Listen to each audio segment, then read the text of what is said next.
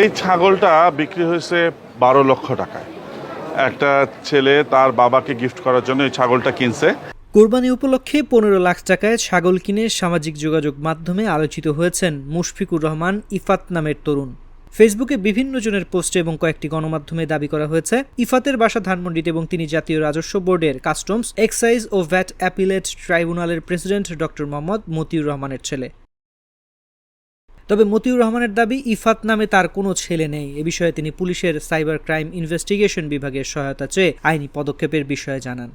বৃহস্পতিবার জাতীয় রাজস্ব বোর্ডের চেয়ারম্যান আবু হেনা মোহাম্মদ রহমাতুল মুনিমকে এ বিষয়ে প্রশ্ন করা হলে তিনি তা এড়িয়ে যান। তিনি বলেন, এটা কোনো প্রশ্ন নয়, এ বিষয়ে কোনো প্রশ্নের জবাব দেব না।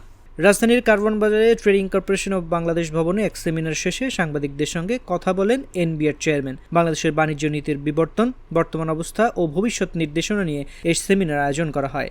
বাংলাদেশের মানুষ আর্থিকভাবে গরিব হতে পারে, মনের দিক থেকে অনেক রিচ। সেমিনার শেষে এক সাংবাদিক ছাগল নিয়ে প্রশ্ন করলে এনবিআর চেয়ারম্যান বলেন, কারো প্রশ্নের উত্তর দেব না, এটা কোনো প্রশ্ন নয়। সামাজিক যোগাযোগ মাধ্যমে ভাইরাল ওই সব পোস্টে বলা হয় ধানমন্ডির ওই তরুণ 15 লাখ টাকার ছাগল ছাড়াও 4টি গরু কিনেছেন।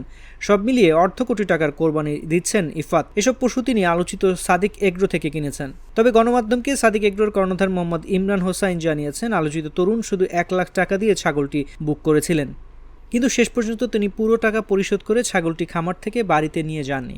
পাশাপাশি ওই ছেলের বাবাও রাজস্ব কর্মকর্তা নন, তার বাবা বিদেশে থাকেন।